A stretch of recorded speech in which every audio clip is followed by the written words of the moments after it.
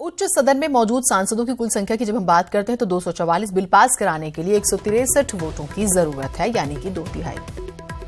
तो ये हम आपको ग्राफिक्स के जरिए जो है ये पूरा जो स्टैट है, पूरा जो गणित है वो आपको समझाते हैं। बीजेपी गठबंधन के पास दरअसल 88 सांसद हैं और जनरल कोटा बिल के समर्थन में विपक्ष के 74 सांसद हैं, यानी कि अगर आप कांग्रेस, बीएसपी, एसपी की बात करें, कांग्रेस 50, सपा 13, बीएसपी 4, एनसीपी 4 और आपके 3 सांसदों का इस बिल को समर्थन मिला हुआ है। यानी कि अगर आप कैलकुलेशन करें 162 का बनता है, 163 की जरूरत है और एक सांसद कोई भी सपोर्ट कर दे तो बिल पास हो जाएगा। उसमें अगर हम बात करें तो टीएमसी 13, एआईएडीएम के 13, बीजेडी 9, टीडीपी 6, टीआरएस 6, इनमें से कोई एक वोट मिल जाता है तो जो है पास हो जाएगा। लेकिन क्या ये इतना आसान है, ये एक बुनियादी सवाल है।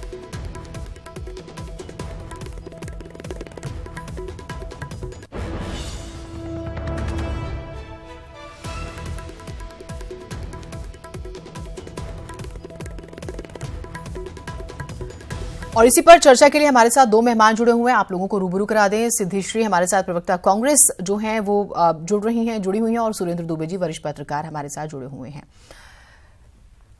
सबसे पहले जो है हम सिद्धि जी का ही रुख करते हैं, क्योंकि लोकसभा में जो है समर्थन कर दिया और उसके बाद ये खबर है कि राज्यसभा में भी करेंगे, लेकिन सिलेक्ट कमेटी की बात भी अंदर खाने से हो रही है। सिद्धि जी, क्या कुछ फर्स्ट रिएक्शन अभी आपका है?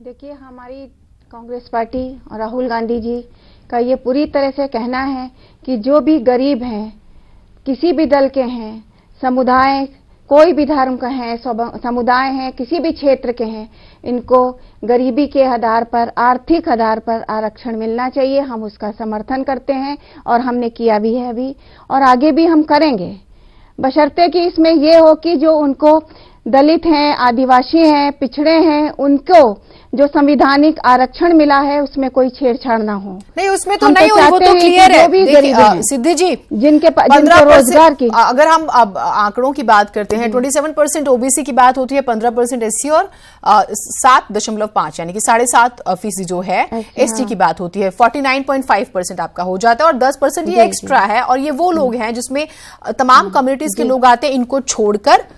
लेकिन वो फाइनेंशियली, इकोनॉमिकली अगर हम बात करते हैं तो आर्थिक रूप से कमजोर हैं, ये तो क्लियर है। इसमें फिर ये तो आपका लॉजिक होना नहीं चाहिए।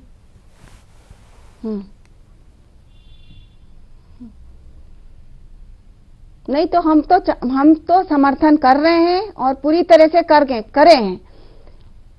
देखिए, वैसे भी सुप्रीम कोर्ट ने कहा था 50% से ज्यादा आरक्षण नहीं दे सकते हैं।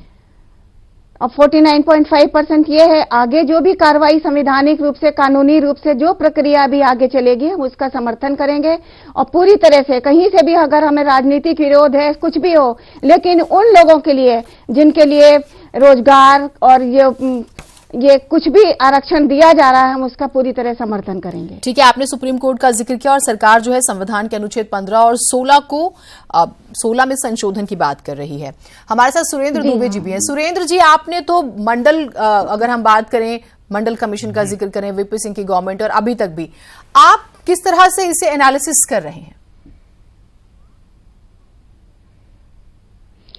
देखिए, आप इसमें वक्त देखिए और वक्त की नजाकत देखिए। ठीक, जैसे सबसे ज्यादा इस बात को कहा जा रहा है कि साहब चुनाव की पूर्व संध्या पर यह बिल ले आए।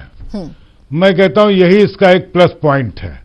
अगर यही बिल 2 साल पहले लाया जाता तो जो विपक्षी दल ना नुकर करते हुए समर्थन करने को तैयार हो गए हैं, वो कतई तैयार नहीं होते।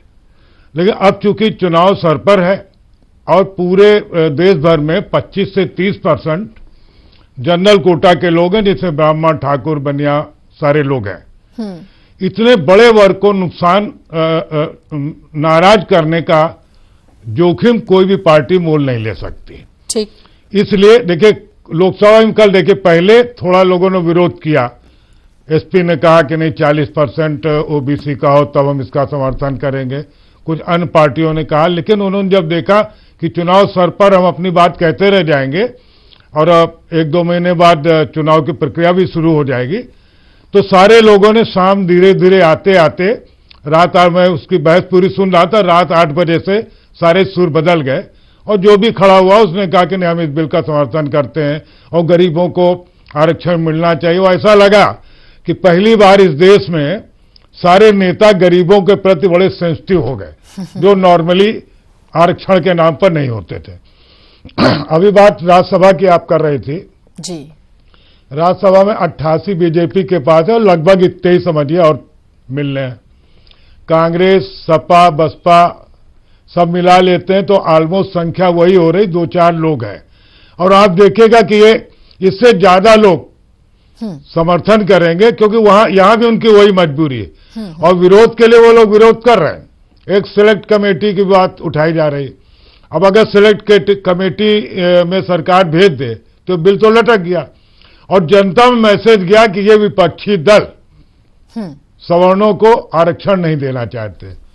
ये इतना बड़ा रिस्क है कि कोई पॉलिटिकल पार्टी इसको उठाने के तैयार नहीं है।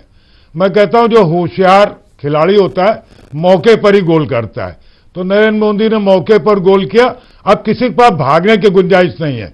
वो एक्चुअली आरक्षण मिलेगा नहीं मिलेगा ये तो अगली सरकार तय करेगी, मोदी जी आएंगे वो करेंगे या दूसरा लोग करें, लेकिन कम से कम अगर ये कानूनी रूप ले लेगा तो ये कानून तो बनी गया, अब इससे कोई वापस नहीं जा पाएगा, ये व्यवस्था खत्म नहीं हो पाएगी। ये आपने बहुत दिलचस्प बात कही। एक जानकारी है जो दर्शकों के साथ शेयर करना जरूरी हो जाता है। सवर्णों का हम बात कर रहे हैं और एक इंफॉर्मेशन ये है कि अगर हम यूपी की बात करें 80 लोकसभा सीटों में से 40 ऐसी है जिन पर इनका असर है। और ये चीज बहुत समझिए, हम दर्शकों को समझाना चाहते हैं कि आप 27% ओबीसी, 15% एससी शेड्यूल कास्ट यानी और 7.5% जो है शेड्यूल ट्राइब्स, इनको छोड़कर जो 10% की बात हो रही है आरक्षण की, उसमें बाकी की जातियां आती हैं जो कि आर्थिक रूप से कमजोर है। तो ये उनको आरक्षण की बात हो रही है। और यूपी में 80 में से 40 सीटें ऐसी हैं जिस पर इनका सीधा सीधा असर पड़ता है और बीजेपी ने उसमें से 37 सीटें जीती है 2014 में।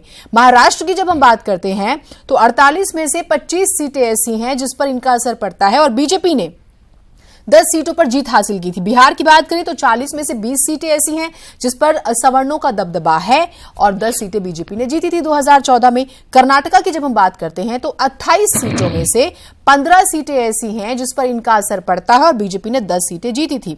वहीं अगर हम बात करें असम की तो 14 में से 7 सीटें ऐसी हैं जिसमें से 5 बीजेपी ने जीती थी। छत्तीसगढ़ की बात करें तो 11 में से 7 ऐसी सीटें हैं जिन पर इनका दबदबा है और 7 ही बीजेपी ने जीती थी। जबकि हरियाणा की बात करें तो 10 में से 5 ऐसी सीटें हैं जिसमें से 4 बीजेपी ने जीती थी और दिल्ली की बात करते हैं तो 7 में से 5 ऐसी सीटें हैं जिसमें से 5 बीजेपी ने जीती थी। तो सुरेंद्र जी, ये ही वो गणित माना जाए। आपने एक बहुत अच्छी बात शुरुआत में कही कि टाइमिंग, और हम बार बार टाइमिंग की बात कर रहे हैं और पिछले दिनों जो नतीजे आए हैं उसके बाद इसकी जरूरत महसूस की गई और एक बहुत इंटरनली एक बात कही जा रही है बार बार कि किसी को भनक नहीं लगी। जो विपक्ष जुमले की सरकार कहा करता था वो सोच ही नहीं पाया कि ये हुआ क्या।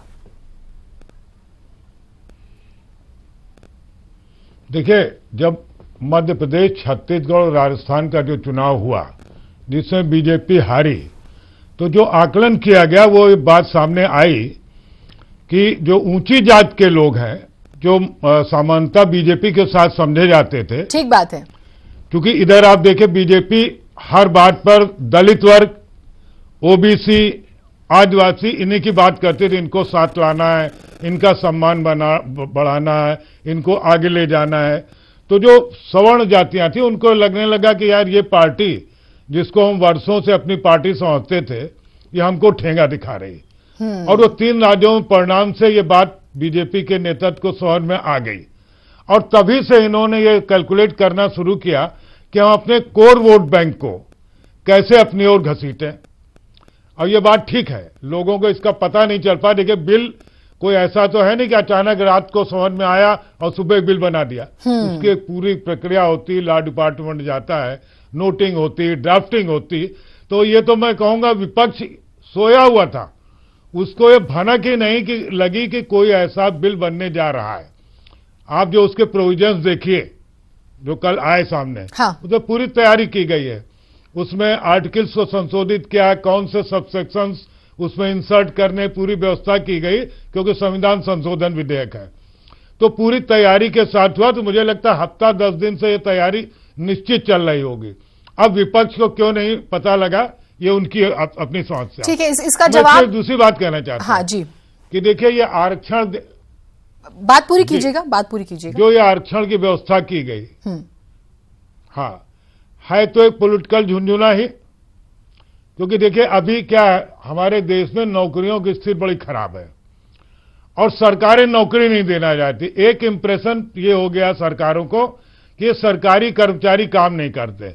तो मैं उत्तर प्रदेश का कम से कम बता सकता हूं कि यहां जो कर्मचारी रिटायर होता, जगह खाली होती, उनको फिलअप नहीं किया जा रहा।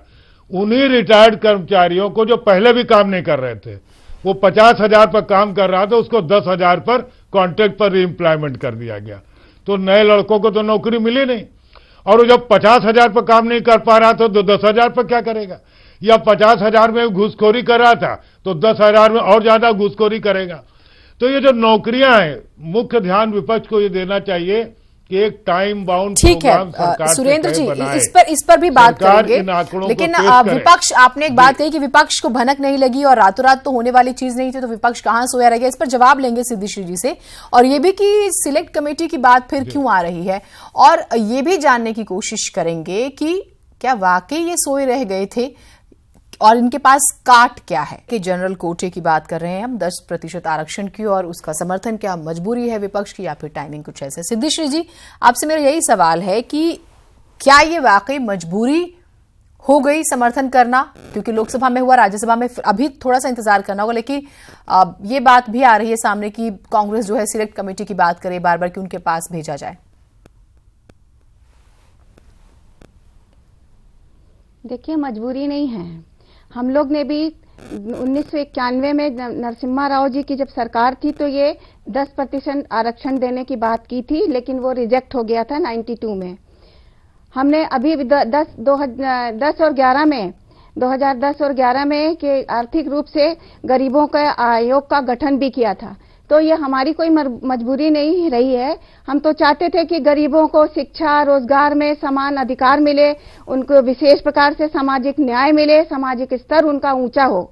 देखिए, ये पूरी तरह से ट्रम्प कार्ड खेला गया है बीजेपी की तरफ से। जो राज्यों में परिणाम आए हैं उसकी हताशा को देख के इन्होंने इतना ज्यादा विचलित हुए, बौखलाहट हुई, उस वजह से इन्होंने ये स्टेप उठाया। ठीक है, हम समर्थन करते हैं, सहयोग करते हैं, लेकिन अब आप देखिए कि रोजगार बढ़ाइए, रोजगार है नहीं, जबकि 24 लाख पद अभी खाली पड़े हैं, नौकरियां। लेकिन आपकी बात आखिर में आपने वो बात कह दी, 2 लाख करोड़ बात आपने कह दी जिसका जिक्र हो रहा था कि थोड़ी सी मजबूरी है। मैं माफी चाहती हूँ, वक्त की बंदिश है, अब इस चर्चा को आगे नहीं बढ़ा सकते, लेकिन हाँ, ये बात जो है कि विपक्ष को सोचने का मौका ही नहीं मिल पाया। और एक बात जो कही हमारे एक और मेहमान ने, सुरेंद्र जी ने, कि भाई शायद विपक्ष सोता रह गया, ने कारोबारियों को धक्का पहुंचाया है।